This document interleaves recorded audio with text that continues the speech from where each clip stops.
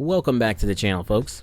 When I did the video on Watch Dogs, I intended to cover its DLC Bad Blood as well, mainly because its story fixed some of my complaints with the main plot of the game. Unfortunately, I fell behind schedule getting it and the Sleeping Dogs video done before the new year, and I ended up having to skip over it.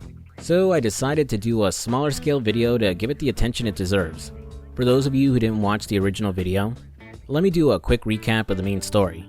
You play as vigilante Aiden Pierce, who is on a mission to avenge the death of his niece and find out who ordered the hit on him that got her killed. In his quest for revenge, he would team up with DedSec hacker and former Suicide Girls model, Clara, and later legendary hacker Raymond Kenny, now going by T-Bone. T-Bone formerly worked for the tech giant known as Bloom, being one of the architects for its Central Operating System, or CTOS, which now controls all the information and technology throughout Chicago. Concerned about how putting everything on one system was extremely dangerous, and disgusted by the company invading the privacy of its citizens, he'd try and fail to expose them by causing a huge blackout in 2003. This act would mark Raymond Kenny as a criminal, forcing him to go on the run and take up a new identity as T-Bone Grady to cover his tracks. That is until Clara and Aiden managed to track him down to a small rural town outside of Chicago.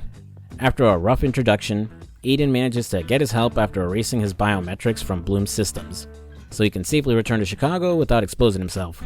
With his and Clara's help, Aiden would save his kidnapped sister Nikki from his former partner Damien, kill Lucky Quinn, the man who ordered the hit on him, and then kill Damien too. This didn't come without a cost, as Clara would end up killed and Aiden's family would be forced into hiding for their own protection. Also, Aiden would learn absolutely nothing from this whole ordeal, and instead become Chicago's version of Batman. Ultimately, while I enjoyed the game and thought it had some great ideas, I felt it failed to capitalize on its cyberpunkish setting and themes. Also, Aiden ended up being this fairly unlikable character who didn't grow from his experiences, the game trying its best to soften his worst moments to questionable results. I ended up walking away from the game wishing that one of the side characters was the focus instead. And that's exactly what this DLC does, as Bad Blood puts the focus on T-Bone. Set after the events of the main campaign, it follows him trying to leave Chicago for good and escape the all-watching eyes of Bloom. But when an old friend reaches out for help, T-Bone puts those plans on hold in order to help him and discovers that his own sins have caught up with him. Will he be able to reconcile with his past, or become the Robin to Aiden's Batman? Let's dive in and find out.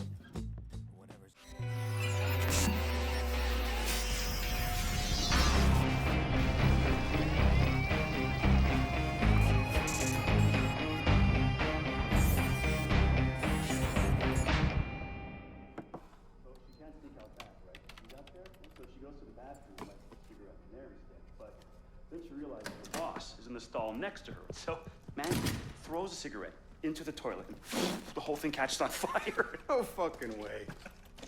What are you doing in here? Hey! That's my fucking coffee! Whoa, whoa, whoa. Relax, you guys. First of all, this is anything but coffee. And secondly, I'm here because head office hired me to run a pen test on your system. And good job, guys. You passed. The game kicks off with T-Bone sneaking into and hacking the computers of a CTOS control center. While his biometrics are out of Bloom's systems now, he doesn't want to risk being found by them again, so he's planted a fake trail into their systems that will lead them on a wild goose chase, while he disappears for good. Combat remains pretty much the same as the main campaign with Aiden. You can hack things in the environment or whip together your own hacks in order to distract guards or to take them out altogether. You can choose to be a little less violent and knock out enemies with stealth takedowns, or say fuck it and start blasting. It does add a few new things to shake up encounters, but I'll talk about that in a bit. After fighting his way through Bloom security, he'll make it outside and give his buddy Aiden a ring, letting him know he's leaving for good. Heading back to his secret base of operations, T-Bone plans to get one last good night's sleep in the Windy City before heading to Miami and starting his new life. Too bad he forgot to put his phone on Do Not Disturb mode.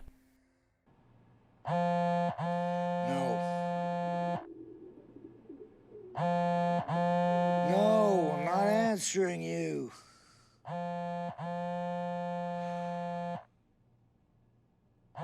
No, just fuck off, go away. All right, all right.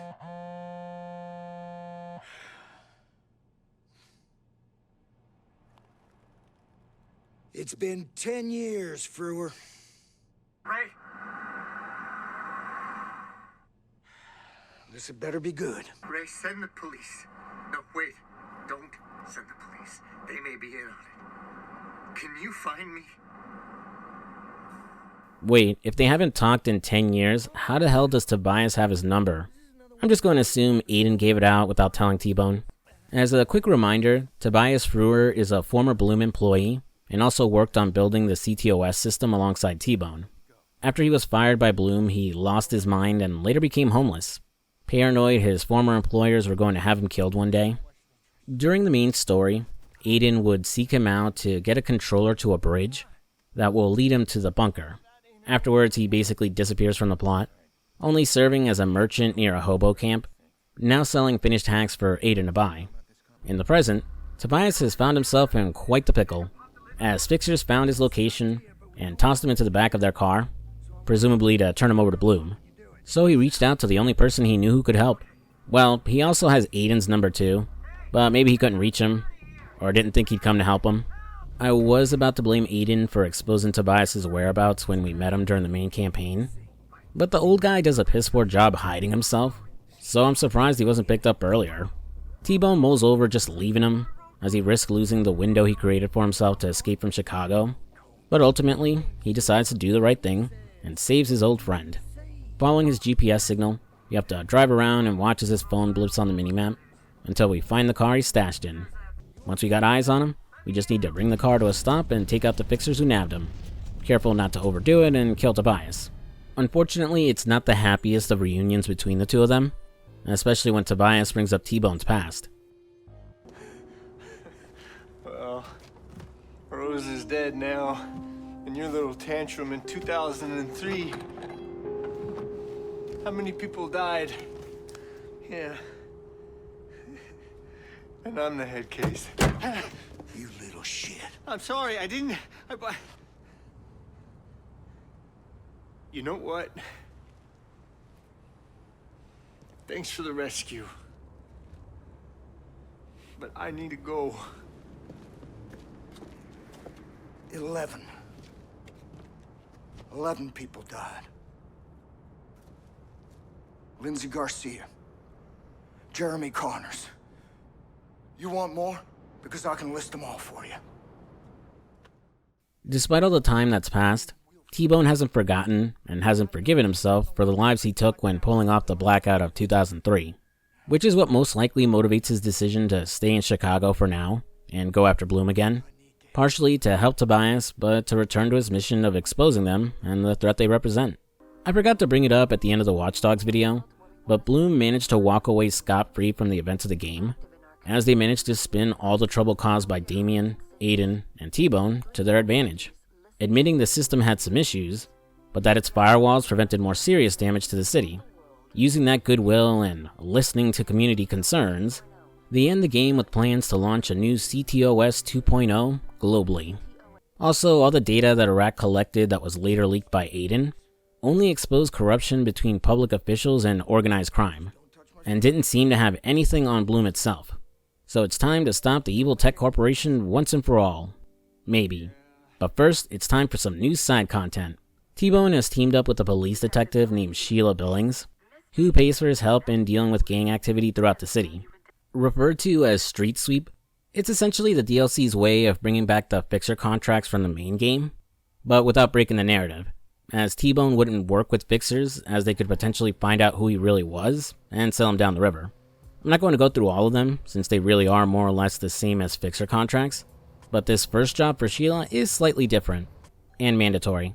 T-Bone has to head out to a location controlled by the Chicago South Club, profile everyone there, and then knock out his 2 targets, which is easier said than done as everyone will be firing at him the second he's exposed. So it's a mission that needs you to play it slower and show some restraint. Go in guns blazing or recklessly hack everything around you, there is a good chance you could kill your target and instantly fail. Something I wish the main game did more, is while you could certainly play stealthily and not be forced to kill anyone outside of some exceptions, you could just shoot everyone to solve your problems without a hassle. Oh, and the Chicago South Club didn't collapse after Aiden killed Lucky Quinn. Instead, Lucky's son took over operations. Returning to the silo, T-Bone needs another backdoor into CTOS, Luckily, Tobias tells him to use the old tech located at Bloom's predecessor, Bloom Forge. Heading to its location and sneaking past the guards, this is where those new gameplay elements I mentioned before show up. First, a new environmental hazard to avoid, motion lasers. Touch them and you'll set off an alarm, causing you to instantly fail the level. Woo! Innovative! Next is a piece of tech T-Bone brought with him and refers to as Eugene. It's an RC car. Alright, admittedly I was probably expecting a little too much from Ubisoft and thinking they'd add more hacking mechanics to this DLC. Still, I was hoping for something that made T-Bone not feel like a reskin of Aiden gameplay-wise. Shit, they have the same skill trees and abilities to unlock. The security lasers keep you from rushing in without thinking, but aren't really that difficult of a hazard to deal with or avoid. The RC car is a little better, giving you some more options for puzzle solving, and later on when it gets upgraded, you can use it to remotely knock out enemies with a stun gun. It kinda reminds me of the Spider-Bot in the recent Spider-Man games. It's something, I guess. Since this is a DLC, I'm not going to hold much against it for not innovating on the main game. Using the RC car to navigate the area and try to get to the central computer, we'll stumble on some audio logs from Tobias back before he went crazy. He and some of his friends were part of a small tech startup, and their work would get them an offer to be bought out and funded by Bloom. While he had his misgivings about it, he hoped the funding and the promise of creative freedom would make it worth it. Another audio log covers how he was put on to start working on the CTOS system, along with the development of the bunker, recalling Tobias' first encounter with T-Bone back when he was still Raymond Kenny.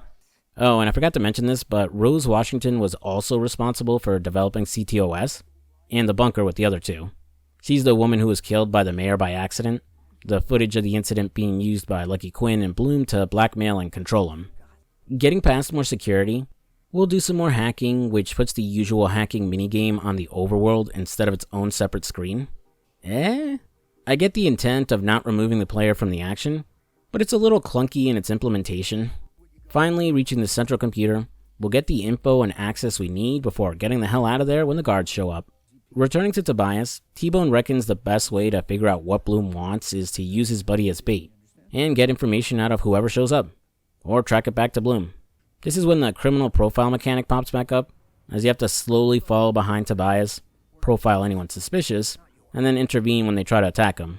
Once the guy after him springs into action, we'll zap him and have to protect Tobias as an army of fixers show up. It now turns into a semi-turret section, as the cameras around the hobo camp have machine guns attached to them, so you can hack between cameras to take out fixers all over the camp, though you can still fight them with whatever you have on you too. After taking out the fixers, we'll chase after the remaining one and hack his phone to trace all his recent calls to a construction site. Heading to that construction site with Tobias, we'll sneak past the guards and hack the security control room. We'll then find out why Bloom is after our old buddy. He's just bait to lure out T-Bone. Not really surprising, honestly. Like I said before, Tobias does a piss-poor job hiding himself, so Bloom probably could have grabbed him whenever they wanted. After protecting Tobias and fighting through more fixers, a few will take off in an ambulance with an informant named Alex Jaworski, who may be able to shed some light on who these guys are working for and what they're after. While we wait for Tobias to report back with the ambulance's location, 2 sets of side missions will be unlocked. The first is Fox Hunt. Bloom has put a huge bounty on Aiden, enlisting fixers and the public in order to track down his location. The second is a Council of Daves, which involves some unknown party going after DeadSect and trying to take out their leadership, which is made up of a group of anonymous guys all named Dave. Like the main campaign, the payouts for the side missions are a little underwhelming, but the journey ain't half bad. Looks like Ubisoft wasn't blind to the criticisms leveled at Aiden, as Fox Hunt recontextualizes some of the things he did during the campaign, and shows that he is experiencing some remorse for what he's done. Aiden's actions as a vigilante have also inspired others to take up the mantle and fight back against the system when he goes underground. This unfortunately leads to the death of one of his fanboys, who gets killed by a fixer when running around dressed like his hero. Kinda like those guys who tried dressing up like Batman and stopping crime like him in The Dark Knight, until he condemned their actions and they later got killed by the Joker. I know it's pretty harsh on Aiden during the main campaign, but I really can't blame him for this one. While there's some discussion to be had about whether someone should be held accountable for the actions of others they may have inspired, Aiden never makes a call to action for the people of Chicago to stand up to corruption or to the CTOS. This guy's death is his own fault. He's an adult who made a conscious choice to emulate a vigilante wanted by the police and other fixers. He should have realized exactly what would have happened if he ran into those people while dressed as Aiden. Following the map icons, we find that the bunker's location has been compromised, and that Bloom is planning to use it to narrow down Aiden's location. Hacking the phone of Charlotte Gardner, the CCO of Bloom, T-Bone learns she hired the services of the Rosario brothers, putting them to work to hunt down Aiden and get all the information he has on the company. Heading to Aiden's last known whereabouts, we'll have to pick up each of the brothers and hope they don't reach him. One of those locations happened to be his sister Nikki's house, where we find some audio logs he left behind. One of them is him recounting his thoughts and trying to cope with the loss of his family. He's hopeful their new lives are working out for them, but is terrified the feds may show up one day and disrupt their new peaceful existence trying to find Aiden. He's desperate to search for them, sure of himself he'd be able to find them, but knows he can't because that will drag them right back into his mess again. Now off his high of getting revenge for Lena and becoming Batman, Aiden finally realizes he fucked up. It doesn't completely fix his character, but these actions are what end up shaping his character later in the Bloodline DLC in Watch Dogs Legion, which maybe I'll take a look at somewhere down the line. Well, I'm down to play Watch Dogs 2 for the channel. I'm not so sure I have it in me to play through Legion. Once all the Rosarios are taken out, T-Bone will finally make contact with Aiden, who was too busy to answer him all the times he called during the side mission. T-Bone, you were trying to call? Oh, now you answer the damn phone. I was in the middle of something tricky. I couldn't answer. Yeah, well, I just stopped some angry motherfuckers, bounty hunters, from heading right to your goddamn doorstep. Okay. Yeah. You have yourself a nice day. Yeah. You too. Alrighty, let's knock out the Council of Days side mission next, and then we'll return to the story. This one revolves around the hacker group DeadSect, who, outside of Clara, had no real presence in the main campaign. So there was no way to know if they were genuine about being righteous hackers trying to expose Bloom, or just as bad as they are. This side mission reveals they're more or less a bunch of idiot kids who don't know what they're doing. Quite a few of them are only into the hacking scene for the status and reputation they can gain with their actions, and are more than happy to abandon their principles when enough money is dangled in front of them. As shown with one member who discovered the bunker and debated telling DeadSec for the reputation boost, or telling Bloom in order to claim the bounty on Aiden. She chose Bloom. The rest aren't much better, as most are happy making vague threats on social media, as opposed to mobilizing and working to take down the system. This inaction has caused someone to target DeadSec's leadership, the Council of Daves. Someone has already taken out a few of the Daves, and the evidence points to the rat-themed DJ, Default. Audio recordings from Clara recall her encounters with him, how he could benefit DeadSec if recruited, but how dangerous he was too. A later video recording would show him meeting with the Council of Daves, though his insistence on leading the group and more unhinged personality had them reject his recruitment. Though Default turns out to be a misdirect, and the real mastermind trying to take out the Council of Daves is another one of the Daves. Fed up with the Council's inaction and doing much of anything with DeadSec, he wanted to take them out and militarize their group under his leadership. Once this is all exposed, we'll protect the remaining 3 Daves from a bunch of fixers, and the day is saved. Though we'll never do anything about the evil Dave. So yeah, I kinda see why we end up following a different faction of DeadSec and Watch Dogs 2. Are they better than the idiots from Chicago? Or a bunch of dorks themselves? Dunno, haven't played Watch Dogs 2 yet. Like the video and comment down below if you think I should. Returning to the story, Tobias has followed the fixers carrying Alex Jaworski to a safe house on a small island offshore. Taking a boat out there and infiltrating the building, we find Alex pretty banged up. His captors were torturing him to see what he knew and discovered about Bloom. He fills T-Bone in that he was following the company's money guy, Jake Finley, but got nabbed before he could learn anything. Calling the cops to come save this guy and fight off the fixers, we'll head down to Finley's favorite bar in order to find out what he knows. Too bad we were bamboozled. If I'm lucky, this guy will be nice and sloshed. It'll make it real easy to... Ah! What is... Ah, you dirty fucker! Ah! Gotcha!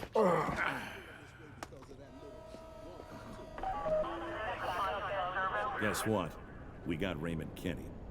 Yeah, outside the bar. Your guys will bring him in. Wait, he just left them there for someone else to pick up? Like, I get this guy couldn't predict T-Bone's superhuman tolerance to tranquilizers, thanks to his drug use or whatever. But why the hell wouldn't you handcuff him to something or, patiently wait to hand him off? Needless to say, this lapse in judgment bites Finley in the ass, as T-Bone manages to shake off the tranquilizer and follow his trail. While chasing him, we'll intercept the call he's making and find out that Bloom doesn't just have random fixers hunting down T-Bone, but also Default. Realizing that a talented hacker like him means there's no way he'll be able to disappear, T-Bone decides he needs to take out the deadmau5 wannabe. Kicking out the fixers guarding a server, he'll first call default and then upload a virus into a system, angering the kid enough for him to call T-Bone back and giving up his location. Heading to the rundown building where he's held up, we'll take out all the fixers hanging outside before stumbling onto something disturbing. Enough fucking games, alright? What is this? I looked, and there before me was a pale horse. Its rider was named Raymond fucking Kenny, and death followed behind him. Default has created a sort of twisted art gallery, using mannequins to represent the 11 people who died due to T-Bone causing the 2003 blackout. Not just listing off their names to taunt him, but how they died as well. And it's not pretty. One woman died during a traffic accident caused by the traffic lights going out.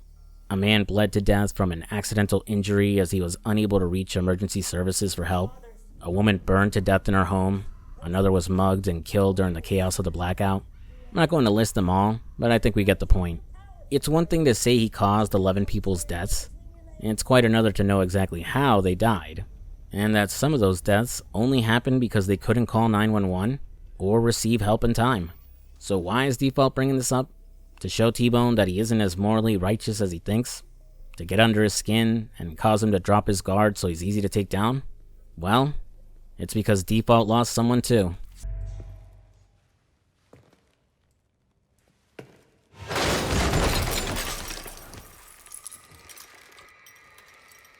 Investigators have confirmed Raymond Kenny, an ex-Bloom Industries employee, is responsible for the blackout, which has resulted in 11 confirmed deaths. Kenny's motivations are as of yet unknown, and Bloom has... No! It's all bullshit! That's not the way it went down at all, you twisted psychopathic fuck! Is this how you get off? Well, fuck you! Fuck you! Fuck you! They called it suicide! But he was on watch until you cut the power and let him out! You murdered him! Murderer! Murderer! They died because I wanted to send a message. I thought I could warn people about what was coming. Show them that one person can shut down a whole system. This was never about money for Default. It was revenge. His brother was in a mental asylum under suicide watch, and when the power went out, he escaped. His safety net gone and no longer under the constant eye of his caretakers, he took his life. Despite T-Bone sending money to all the families, it doesn't replace the people they lost. People who died because he wanted to send a message and expose Bloom. And this is what I wanted from the main campaign. To show that our main character isn't infallible, that their crusade isn't as righteous as they want to believe it is, that their actions have consequences. And more importantly, to admit and own up to their fuck-up. Which, I'm getting ahead of myself as T-Bone hasn't quite owned up to his mistakes yet. Instead, sending money to the affected families to make himself feel better. And then just going off the grid and dropping his crusade against Bloom. Well, we're almost done with the DLC, so let's keep going. After escaping Default's stronghold, T-Bone will head back to the silo and fight off another onslaught of fixers after him. After Tobias saves him from one guy he missed, they use that fixer's phone to trick the person who calls them that the job is done, and then find out the location of the meeting spot with Default. Sneaking through a train yard and getting access to the guy's underground secret base, we'll go through one last long section fighting off another army of fixers, with a brief little escort mission in between, until we finally make it to Default. The kid has one last trick up his sleeve, as he puts T-Bone on trial, his fate to be determined by the people he hurt with his actions. For those of you playing at home, now is your chance to vote. Should Ray here earn his freedom? Turn off your camera if you want him to walk. Keep on watching if you want to see how this plays out. If you do this, you'll be suffering from the same damn guilt that's been eating me up all these years. I'm sorry I did what I did. And I'm sorry that this fucknut dragged you back into it. But even if I deserve this, you don't. You don't. I have to give the writers credit here. as it's fairly surprising and realistic to see that the majority of the voters weren't won over by T-Bone's little speech. They don't know why he did what he did. As far as they're concerned, he's a terrorist responsible for killing their loved ones, one who got away with his actions and has been on the run for over a decade. Given the option for some closure and revenge for the death of their loved ones, it's not surprising to see most condemn T-Bone to death. Too bad for them, though, he's still got his phone on him, using it to hack into Tobias' phone, and then the security panel, in order to send the gas into Default's room and put an end to him once and for all. Maybe. If I don't mention it now, I know I'll get tons of comments about it afterwards, but there are some Easter eggs in Watch Dogs Legion that imply that Default isn't actually dead. As for how that could be possible, considering we just gassed him to death, your guess is as good as mine. I've seen some fans say he survived because the gas in the room was sleeping gas, but that doesn't really make any sense. Default was clearly planning to kill T-Bone. Why the hell would he use sleeping gas?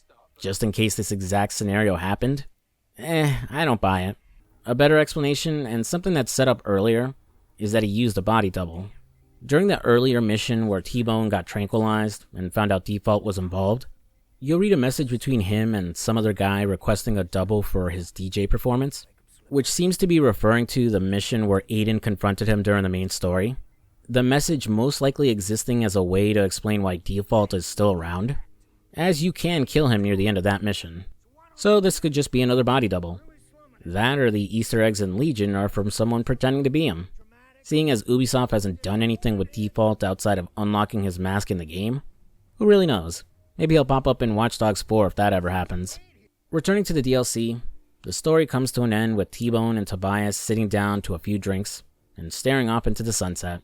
Having been confronted with his past actions, T-Bone has decided to abandon his plan of running away and to stick around in Chicago. He's owned up to the mistakes he's made and accepts that he can never be forgiven for them.